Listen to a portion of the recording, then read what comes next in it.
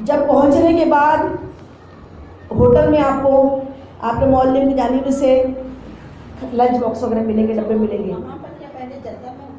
پہلے تو آپ یہاں سے جدہ پہنچیں گے. جدہ پہنچنے کے بعد وہاں آپ کو اپنا سامان وغیرہ ڈھونڈنا ہوگا، سامان لینا ہوگا. یہ جو حج اور عمرہ ہے نا، یہ حج ہے، یہ عورتوں کے لیے جہاد ہے. پیارے آقا نے ارشاد فرما دیے کہ حج اور عمرہ کیا ہے؟ عورتوں کے لیے اور بوڑھوں کے لیے جہاد سے کم نہیں ہے. اور یہ سر پہ کفن باندھ کے اللہ کی بارگاہ میں نکل گئے ہیں. اب جو بھی تکلیفیں آئیں اس میں الحمدللہ کہیں، اس میں کوئی غصہ نہ کرے، کوئی ٹینشن میں نہ آئے. سامان ملے نہ ملے سب اللہ کی رضا جانے. بھوک لگے، پیاس لگے، تکلیف آئے، درد ہو، یہ سب اللہ کی رضا آزمائشیں سمجھے اور پوری طاقت کے ساتھ میں پورے خشوع و خضوع کے ساتھ حج کے ارکان ادا کریں. تو پیاری بہنوں، جب حج کے ارکان ادا کریں تو کیا کرنا ہے؟ جب وہاں پہنچ جائیں گے جدہ میں سامان لے لیں گے. سامان لینے کے بعد پھر آپ کو بس میں بیٹھایا جائے گا اور بس سے پھر آپ کہاں جاؤ گے؟ مکہ معظمہ. تو مکہ معظمہ پہنچنے کے بعد آپ کو آپ کے معلم کی جانب سے کھانے وغیرہ کے باکس ملتے ہیں، وہ ملیں گے. ہم اپنا پہلا حج کا اپنا وہ بتایا کہ ہم پہ ایسی دیوانگی تاریخ تھی کہ ہم نے اپنے سب لنچ باکس وغیرہ ایک سائڈ کر دیا. ہم نے کہا نہیں ابھی کہاں، ابھی تو ہم کو اللہ کا گھر دیکھنا ہے، کہاں کھانے والے بھی تو بیٹھیں گے، ٹائم ویسٹ ہو جائے گا. اور اس چکر میں لیکن نہیں، آپ کو اپنا ایکسپیرینس بتایا کہ بہت بڑا کام ہوتا ہے عمرہ کرنا، بہت محنت کا کام ہے، اس کے لیے طاقت کی بھی ضرورت ہے، اس لیے کھانا پینا ضروری ہے. تو اس لیے آپ کو ہم بتا دیں کہ سب سے پہلے جیسے آپ کو لنچ باکس ملے، کھانے کا جو بھی ملے ڈبہ، تو پہلے کیا کریں؟ آپ اس کو اپنے ہوٹل میں بیٹھ کے کھانا کھا لے. کھانے کے بعد میں تھوڑی دیر تک بہت لمبا سفر کر کے آئے ہیں، پلین کا سفر ہے، پھر جدہ بس کا سفر کر کے مکہ معظمہ پہنچے. تھکاوٹ بہت ہے، دل تو تڑپ رہا ہے اللہ کے گھر کو دیکھنے کا، لیکن ہم آپ کو اپنا ایکسپیرینس بتا دے رہے ہیں کہ اتنی جلدی نہ کریں، کام بہت زیادہ ہے. ابھی کیا کریں؟ تھوڑی دیر کھانا کھانے کے بعد تھوڑے اپنے پیروں کو سیدھا کر لے. احرام کی حالت میں لیٹ سکتے ہیں، کوئی گناہ نہیں ہے. احرام اور ایک اور مسئلہ، کئی بہنوں نے ہم سے پوچھا بھائی احرام کی حالت میں ہے تو واش روم جا سکتے ہیں کہ نہیں؟ باتھ روم وغیرہ طہارت ہے. اللہ اکبر. تو کل تک 2 دن کبھی لگ جاتے ہیں عمرہ ہونے میں کے، تو کیا تب تک کہ اپنے یہ حاجتوں کو روک کے رکھیں گے؟ ہاں، اور روک کے رکھیں گے تو کتنا رکے گا؟ اسی لیے پیاری بہنوں، عمرے کے احرام باندھنے کے بعد حاجت کے لیے جا سکتے. جتنے بار آپ کو اگر واش روم باتھ روم جانا ہے، حاجت کے لیے جانا ہے تو جا سکتے ہو، لیکن ہر مرتبہ آپ وضو کر کر واپس لوٹیں. ہر مرتبہ وضو کریں، طہارت سے رہے، پاک و صاف رہے. اور پاک و صاف رہنا نصف دین ہے. طہارت کیا ہے؟ نصف دین ہے. ہمیشہ ہی، ابھی بھی ایسا نہیں کہ وہاں جا رہے ہیں اسی لیے پاک و صاف رہے. سونے جا رہے ہو تو بھی وضو کر کے سو، دن بھر رہ رہے ہو، مارکیٹ جا رہے ہو تو بھی وضو کر کے جاؤ. انسان نے، مومن نے ہر وقت ہر لمحہ وضو میں رہنا چاہیے، نہ جانے کب آخری وقت آ جائے. تو پیاری بہنوں، اور وضو میں جو رہتا ہے اس میں شیطان، بھوت، جنات، بلائیات کوئی اثر نہیں کرتی. تو جب وہاں پہنچے تو کھا پی لیں، پیر کو سیدھا کر اپنے آپ کو، بدن کو تھوڑا سا ریسٹ دے دیں، ہلکے ہو جائے. اور جب 10-15 منٹ آدھا گھنٹہ لیٹنے کے بعد پھر اٹھے، پھر واش روم جا کے طہارت سے جا کر فارغ ہو کر اچھی طریقے سے وضو بنا کر، اگر آپ کو لگا کہ راستے میں آپ کے کپڑے اتنے لمبے سفر میں گئے، چھینٹے اڑ گئے، یہ ہو گیا، گندے ہو گئے، تو یہ تصور نہ کریں کہ اب ہم نے احرام باندھا ہے تو ہم نے اگر کپڑے چینج کرے تو ہمارا احرام اتر جائیں گے. ایسا نہیں ہے. کپڑے چینج اگر گندے ہو گئے تو کیے جا سکتے ہیں. ہینڈ بیگ میں اپنے 2 جوڑے، ایک الگ سے احرام اور اپنی میڈیسنس، یہ ضرور ساتھ میں رکھیں، لے کر جائیں. اپنی پانی کی بوتل بھی ہو، اور یہ ہمیشہ جب آپ جائیں گے پلین میں ہینڈ بیگ میں یہ لے کر جائیں. اور وہاں پر جانے کے بعد لگے کہ کپڑے چینج کرنے کی حاجت ہے تو کپڑے بھی چینج کریں. کپڑے چینج کرنے سے سر کا احرام دوسرا بدلنے سے کوئی احرام کو تکلیف نہیں ہوتی، کوئی پرابلم اس میں نہیں آتی. اس کے بعد جب نکلے تو کیسے نکلے؟ جب نکلے تو کیسے نکلے؟ نظریں نیچی ہو.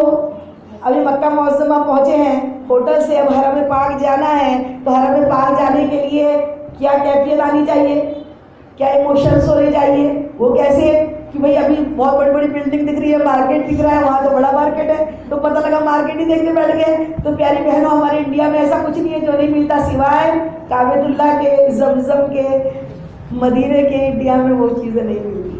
باقی ہر مارکیٹ ہر جگہ ملتا ہے. تو ہمیں مارکیٹ دیکھنے کا, مکے کی بلڈنگوں کو دیکھنے کو بھی 35 دن بچے ہیں, 30-35 دن وہاں پر ہم ہیں, تو وہ بعد میں دیکھ لیں گے. لیکن ابھی ہمارا منزل مقصود کیا ہے؟ کعبۃ اللہ. کیا ہے؟ اللہ کا گھر دیکھنا ہے, کعبۃ اللہ کو دیکھنا ہے. اور منزل مقصود کو دیکھے بنا اگر دنیا کی بنائی بلڈنگ دیکھیں گے تو مزہ رہے گا؟ نہیں رہے گا. اسی لیے کیا ہو کہ ہماری نظریں جھکی ہوئی ہو اور ہم صرف راستے پہ جو جا رہے, نہیں تو پتہ لگا ارجمن باجی نے بتایا, اور ہم کیا کریں, گاڑی سامنے سے آ رہی تھی ٹکرا گئے. ایسا نہیں ہے. اللہ تعالیٰ نے ہم کو اپنے آپ کو ظلم کرنے سے منع کیا ہے. جان بچانا فرض ہے تو جان بچائیں. ایسا نہیں کہ ہم کو کعبہ دیکھنا ہے تو آنکھ بند کر کے نکل گئے. سمجھ میں آئی بات؟ تو کیا کرنا ہے, اپنے آپ کو بچاتے ہوئے, روڈ پہ بہت ٹریفک ہوتا ہے, بہت زیادہ فاسٹ گاڑیاں چلتی ہے, اپنے آپ کو بچاتے ہوئے ہم حرم کے جانب چلیں اور چلیں. لیکن چلتے چلتے راستہ پر کیا پڑھیں گے؟ لبیک اللہم لبیک تلبیہ کی تکرار کرتے جائیں.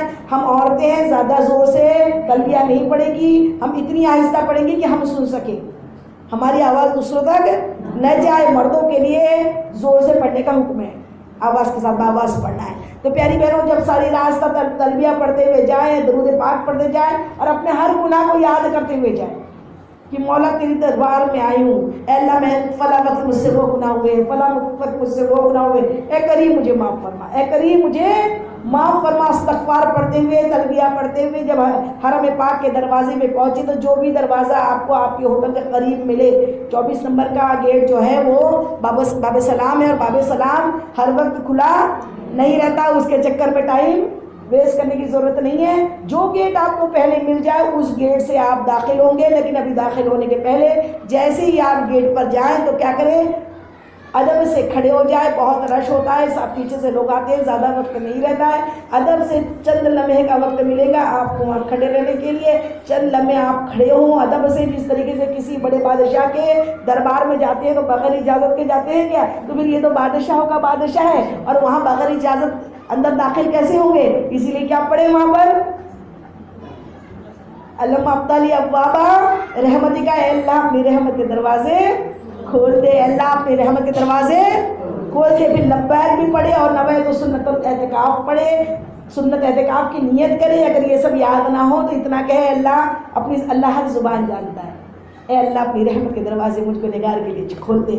اے اللہ میں سنت اعتکاف کی نیت کرتی ہوں. اور یاد رکھے کسی بھی مسجد میں داخل ہو, اگر اعتکاف کی نیت نہ کی تو وہاں پہ کچھ کھانا پینا جائز نہیں ہوتا ہے, اور وہاں جا کے آپ کو زمزم پینا ہے. اسی لیے آپ پہلے کیا کریں گے, اعتکاف کی نیت بھی کریں گے, اور نیت کر کے پھر آپ اپنا سیدھا پاؤں حرم پاک میں داخل کریں گے. ابھی نظریں اٹھائیں گے نہیں, نظریں جھکائے ہوئے اس طریقے سے کہ ایک قیدی کو سپاہیوں نے پکڑ اور جکڑ کے اللہ کے ایک حاکم کے دربار میں لایا گیا ہے. وہی کیفیت ہونی چاہیے کہ مجھ گنہگار کو اللہ تعالیٰ نے اپنے بارگاہ میں بلایا ہے. اے کریم, ندامت کے آنسو ہو, آنکھوں سے آنسو بہہ رہے ہو, اور یہ کیفیت کے ساتھ جب اندر داخل ہو تو کم سے کم 50-100 قدم آپ چلو گے. چلتے چلتے چلتے جب آپ دیکھو گے کہ وہاں سیڑھیاں اتر رہی ہیں, سامنے نیچے ایسا لگے گا کہ نیچے میدان ہے, اس میں سیڑھیاں نیچے کو جا رہی ہے. آپ سمجھ جائے تب تک نظریں نہ اٹھائے, تب تک نظریں کعبہ شریف کو ڈھونڈے نہیں, کیونکہ اللہ رب العزت کا وعدہ ہے, جس نے جو کوئی حجاج کرام میرے در پر آیا, جو کوئی میرا بندہ میرے در پر آیا اور اس نے میرے گھر کو پہلی نظر میں دیکھا, پہلی مرتبہ دیکھا, اور جب تک اس نے دیکھا پلک نہ جھپکائی, جو بھی دعا مانگی میں قبول کروں گا, جو بھی دعا مانگی میں قبول. پہلی نظر کی کعبۃ اللہ کو دیکھنے کی, جو بھی دعا مانگی میں قبول. اگر آپ نے پہلے ہی ڈھونڈ لیا, کعبہ شریف کو دیکھ لیا, تو پھر معنی رہے نہیں رہنا. اسی لیے نظریں جھکائے جائے, اور جب سیڑھیاں اتری نظر آئے, وہ مطاف ہے جہاں پر طواف ہو رہا ہے. ابھی آپ سیڑھیاں نہ اترے, کیونکہ وہاں اتر جائیں گے تو پھر آپ طواف کے رش میں پھنس جائیں گے. اسی لیے سیڑھیوں کے اوپر ہی ابھی اترے بھی نہ, آپ دھیرے دھیرے دھیرے دھیرے اپنی نظروں کو اوپر اٹھائے. سامنے اللہ کا گھر ہے, وہ کعبۃ اللہ ہے جو تمام نبیوں نے جس کا طواف کیا ہے, اور پیارے آقا کریم صلی اللہ علیہ وسلم نے اس حجر اسود پہ بوسے دیے ہیں جو وہاں پر لگا ہوا ہے. سبحان اللہ. تو وہ کعبۃ اللہ, اللہ رب العزت کا گھر, وہ زمین پہ پہلا گھر آپ کے نظروں کے سامنے ہے. اللہ کی وحدانیت ہے, اللہ کا وہاں جلال ہے, اور آپ کو اپنی نظریں وہاں جمع دینا ہے. جیسے ہی نظریں جمع کے فوراً دعا مانگنا ہے. کیا دعا مانگیں گے؟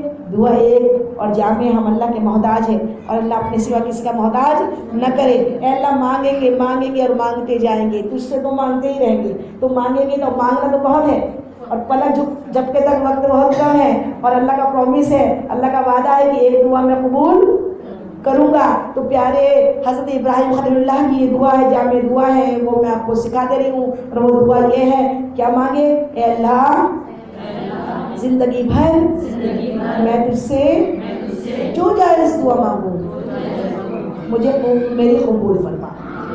اے اللہ زندگی بھر جو جائز دعا تجھ سے مانگوں تو قبول فرما لے۔ اور پھر پلک جھپک جائے، یعنی پلک جھپکنے کی ہے تو بھی جتنی دعائیں ہیں وہ مانگے، امت کے لیے دعا مانگے، اپنے بچوں کے لیے دعا مانگے، اپنی آخرت کے لیے دعا مانگے، اور سب سے زیادہ بڑی دعا تو یہ ہے کہ اپنی ایمان کی خاطر دعا مانگے۔